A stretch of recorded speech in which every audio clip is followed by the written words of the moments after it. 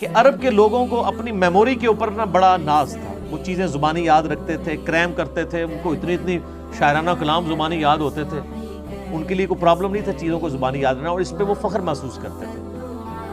اب اس سینیریو کے اندر جب یہ کتاب نازل ہوئی تو صحیح بخاری میں آتا ہے کہ ابن مسعود کہتے ہیں میں نے 80 صورتیں نبی علیہ السلام سے خود سن کے یاد کی ہیں۔ آپ نماز میں پڑھتے تھے، آپ ذرا کریمنگ کا لیول دیکھیں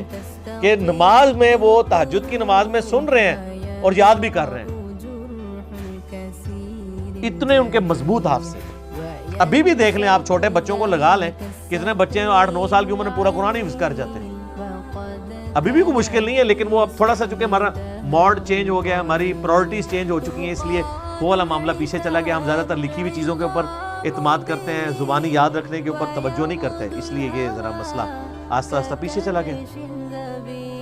اب چونکہ ان کو اپنی کریمنگ کے اوپر ناز تھا، یاد کرنے کے اوپر ناز تھا، اس